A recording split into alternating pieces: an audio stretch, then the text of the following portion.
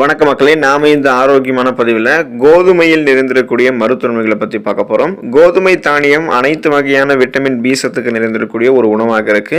இதில் இருக்கக்கூடிய thiamine, niacin, riboflavin போன்ற விட்டமின் பி சத்துக்கள் உடலினுடைய வளர்ச்சிதை மாற்றத்தை அதிகரிக்கிறதுக்கு உதவிகரமாக இருக்கு. அதாவது மெட்டபாலிசத்தை நமக்கு இன்க்ரீஸ் பண்ணுது. விட்டமின் சத்தினுடைய மற்றொரு வகையான ஃபோலிக் ஆசிட் அல்லது ஃபோலேட் அப்படின்னு சொல்லக்கூடிய சத்து கோதுமையிலிருந்து நமக்கு கிடைக்கும் பொழுது நம்மளுடைய உடல்ல சிகப்பு ரத்த அணுக்களை இது அதிகரிக்க செய்யுது. கோதுமை தானிய உணவுகளை நம்ம தொடர்ந்து எடுத்துக்கொள்ளும் போது நமக்கு என்ன மாதிரியான மருத்துவன்மைகள் கிடைக்குது அப்படின்றத பற்றி ஒவ்வொன்றா தெளிவாக விளக்கமாக பார்ப்போம். அதை பற்றி பார்க்கறதுக்கு முன்னாடி இந்த வீடியோவுக்கு மட்டும் ஒரு லைக் கொடுத்துட்டு இந்த தகவலை உங்களுக்கு தெரிஞ்சவங்களுக்கும் ஷேர் பண்ணிடுங்க. ஏன்னா இது அவங்களுக்கும் பயனுள்ளதாக இருக்கக்கூடிய ஒரு ஆரோக்கியமான பதிவு தான். இது போன்ற அப்டேட்ஸ்கள் நீங்கள் தொடர்ந்து பார்க்கறதுக்கு நம்மளுடைய ஹெல்த் நியூஸ் தமிழ் சேனலை சப்ஸ்கிரைப் பண்ணி வச்சுக்கோங்க. பக்கத்தில் இருக்கக்கூடிய பெல் பட்டனையும் கிளிக் பண்ணி ஆல் அப்படின்ற ஆப்ஷனையும் மறக்காம செட் பண்ணி வச்சுக்கிட்டீங்க அப்படின்னால்தான் நான் போடக்கூடிய எல்லா அப்டேட்ஸும் உங்களுக்கு நோட்டிஃபிகேஷனோட அடிக்கடி வந்து சேரும். சரி வாங்க மக்களே, இப்போ வீடியோக்குள்ளே போயிடலாம். முகப்பொருட்கள் நீங்கி போவதற்கு நம்ம கோதுமையை நம்மளுடைய உணவுகளில் சேர்த்துக்கொள்ளலாம். உடலை புத்துணர்ச்சி பெற செய்யக்கூடிய உணவாக கோதுமை இருக்கு. அதுபோல கோதுமையில் ஃபைபர் என்று சொல்லக்கூடிய நார்சத்துக்கள் அதிகமாக நிறைந்திருக்கு. இப்படிப்பட்ட நார்சத்து நிறைந்திருக்கக்கூடிய கோதுமையை உணவாக செய்து நம்ம சாப்பிடும்போது ரத்தத்தில் இருக்கக்கூடிய அனைத்து கிருமிகள் அந்த நச்சுக்களும் வெளியேறி உடலை அதை தூய்மைப்படுத்தும்.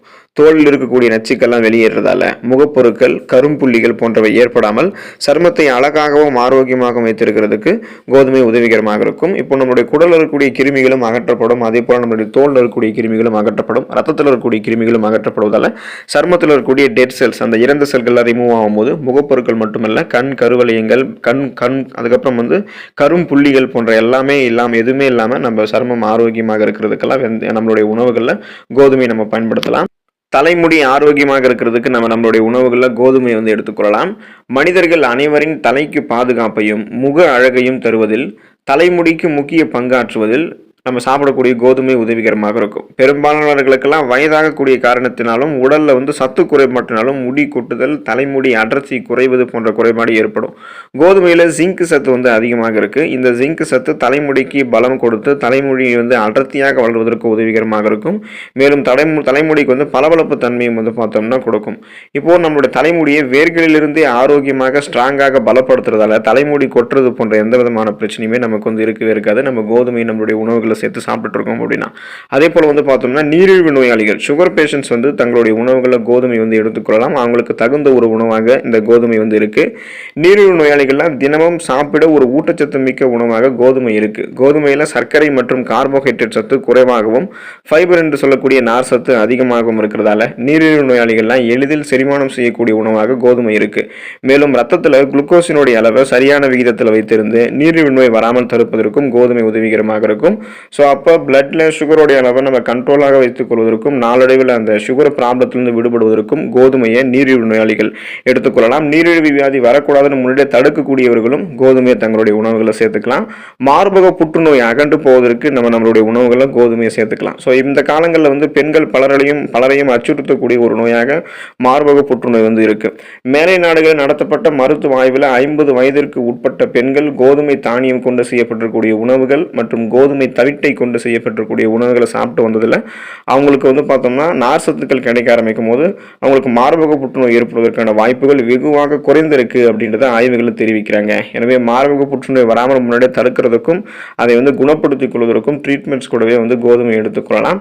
ஞாபக மறதி, மனநலம் நன்றாக இருக்கிறதுக்கு, ஞாபக மறதி உங்களுக்கு இல்லாமல் போகிறதுக்கும் மனநலம் உங்களுக்கு நன்றாக இருக்கிறதுக்கும் கோதுமை எடுத்துக்கொள்ளலாம். உடல் நலம் எவ்வளவு முக்கியத்துவம் வாய்ந்ததோ அதுக்கு சமமா மனநலமும் நமக்கு சிறப்பாக இருக்க வேண்டியது அவசியம். இப்போ அதனாலதான் பார்த்தோம் அப்படின்னா மருத்துவ ஆய்வுகள் என்ன சொல்றாங்கன்னா, கோதுமை எடுத்துக்கொள்ளும் போது, அதாவது கோதுமை கொண்டு செய்யப்பட்டிருக்கூடிய உணவுகளில் சாப்பிடக்கூடிய நபர்களுக்கெல்லாம் கோதுமையிலிருந்து கிடைக்கக்கூடிய விட்டமின் பி மற்றும் விட்டமின் இ சத்துக்கள் அவங்களுடைய மூளை மற்றும் நரம்பு மண்டலங்களை வலுப்படுத்தியதோடு பார்க்கின்சன், அல்சைமர் போன்ற ஞாபக மறதி நோய் மற்றும் இன்னும் பிற மனநல குறைபாடுகள் ஏற்படாமல் தடுக்கிறது கோதுமை அப்படின்னு கண்டுபிடிச்சிருக்காங்க. எனவே நம்ம எதையும் எளிதில் கற்றுக்கொள்ளக்கூடிய திறன், மனதை ஒருமுகப்படுத்தக்கூடிய தன்மை, கூர்மையான புத்தி போன்றவற்றை பெற்று ஒரு ஃபாஸ்ட் லேர்னராக இருக்கிறதுக்கு, ஞாபக மறதியெல்லாம் கொஞ்சம் கண்ட்ரோல் பண்ணிக்கிட்டு ஸ்ட்ரெஸ் டென்ஷன் இல்லாமல் நலமோடு இருக்கிறதுக்கெல்லாம் கோதுமை நம்ம எடுத்துக்கொள்ளலாம். பக்கவாதம் தீர்க்கப்படுவதற்கு நம்மளுடைய உணவுகளை நம்ம கோதுமை எடுத்துக்கலாம். உடலில் நரம்பு மண்டலங்கள் வலு குறைந்தவர்களுக்கெல்லாம் பக்கவாதம் ஏற்படுவதற்கான வாய்ப்புகள் அதிகமாகும். ஸோ இப்படிப்பட்ட உடல்நிலையை பெற்றவர்களாம் ஃபைபர் என்று சொல்லக்கூடிய நார்சத்து நிறைந்திருக்கக்கூடிய கோதுமை தவிடு கொண்டு செய்யப்பட்டிருக்கக்கூடிய உணவுகளை தினமும் சாப்பிடுவது நல்லது.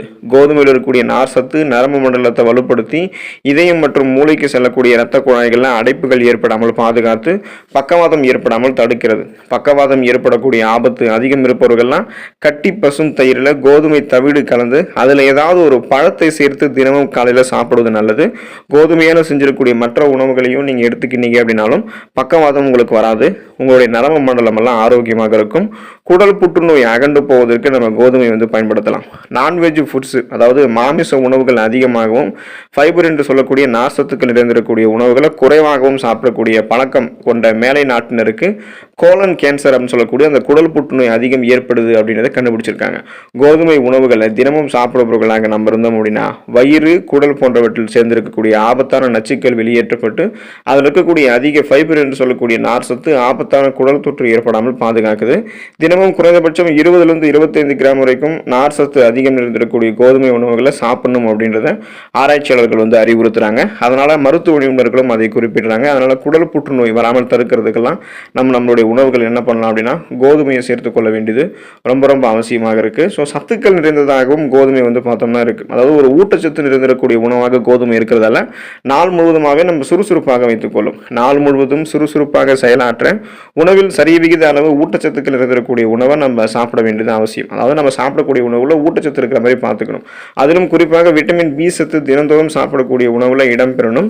கோதுமையில விட்டமின் பி சத்துக்கள் அதிகம் இருக்கு. எனவே கோதுமை கொண்டு செய்யப்பட்டிருக்கக்கூடிய உணவுகளை சாப்பிடுபவர்களுக்கெல்லாம் இந்த விட்டமின் பி சத்து அதிகம் கிடைத்து நாள் முழுவதுமாகவே உங்களுடைய உடல் மற்றும் மனச்சோர்வு ஏற்படாமல் பாதுகாக்கலாம். உடல் உறுப்புகளினுடைய செயல்பாடும் உங்களுக்கு சீராக இருக்கிறதுக்கும் இது உதவிகரமாக இருக்கும். ஸோ குறிப்பாக சொல்லணும்னா செலினியம் சத்து நிறைந்தது கோதுமையாக இருக்கு. அப்போ செலினியம் சத்து கோதுமையில் நிறைந்திருக்கு அப்படின்னா தோல் சுருக்கங்கள் எதுவும் இல்லாமல் நம்மளை பாதுகாக்கிறதுக்கும் கோதுமை உதவிகரமாக இருக்கும். கோதுமையில செலினியம் என்கிற மூலப்பொருட்கள் அதிகமாக இருக்கு. ஸோ இந்த சத்துக்கள் கோதுமையில் நிறைந்திருக்கிறதால மனிதர்களினுடைய சரும ஆரோக்கியத்திற்கு ஒரு இன்றியமையாத சத்தாக இந்த செலினியம் சத்து இருக்கு. தவிடு நீக்கப்படாத கோதுமையை உணவாக சாப்பிடுபவர்களுக்கெல்லாம் செலினியத்தில் அதிகம் நிறைந்திருக்கக்கூடிய ஆன்டி ஆக்சிடென்ட்கள் அந்த சத்துக்கள்லாம் கிடைக்க வரும். அப்போ உடலில் உள்வாங்கப்பட்டு இந்த சத்துக்கள் எல்லாமே தோலை தளர்ந்து விடாமல் தடுத்து தோல் சுருக்கங்கள் ஏற்படாமல் செய்து ஒரு இளமையான தோட்டத்தை நமக்கு கொடுக்கும். நம்மளுடைய ஏஜை நம்ம வெளியே சொன்னா கூட யாரும் நம்ப மாட்டாங்க. அந்த அளவுக்கு நம்ம எங்க தெரிய ஆரம்பிப்போம். உடலும் நமக்கு புத்துணர்ச்சியா, அதாவது ரெஃப்ரெஷ்மெண்டா சுறுசுறுப்பாக இயங்க ஆரம்பிக்கும். சாஃப்ட் அண்ட் ஷைனிங் ஃபேஸ், மின்னக்கூடிய பளபளப்பான மிருதுவான சருமத்தை பெறுவதற்கெல்லாம் கோதுமையை நம்மளுடைய உணவுகளில் சேர்த்துக்கொள்ள வேண்டியது ரொம்ப ரொம்ப அவசியம். அதுக்கு காரணம் செலினியம் சத்து. கோதுமையில் இருக்கக்கூடிய செலினியம் சத்து உலகில் அதிக அளவு மக்களால் உணவாக சாப்பிட பயன்படுத்தக்கூடிய தானியமாக கோதுமை இருக்கு. மனிதர்களால் முதல்ல கோதுமை தென்மேற்கு ஆசிய பகுதிகளில் பயிரிடப்பட்டது. ட்ரிடிகம் எனப்படக்கூடிய புல்வகையை சார்ந்ததாக கோதுமை இருக்கு. ஊட்டச்சத்துக்கள் இருந்திருக்கக்கூடிய ஒரு முழு தானியங்கள்ல ஒன்றாக கோதுமை விளங்குது. இந்த குயினோவா, பழுப்பரிசி, ஓட்ஸ், இது மாதிரி முழு கோதுமையும் அதில் அடங்கும். தினசரி 3 வேளைகளில் உணவாக உட்கொள்ளத்தக்க தானிய வகைகள்ல கோதுமை பிரதான இடத்தை பிடிக்குது. அப்படிப்பட்ட கோதுமையை நம்மளுடைய உணவுகளை சேர்த்து சாப்பிட்டு நிறைய மருத்துவங்களை பெற்று நலமோடு வாழலாம். அடுத்த ஆரோக்கியமான பதிவில் மறக்காம சந்திப்போம். நன்றி மக்களே.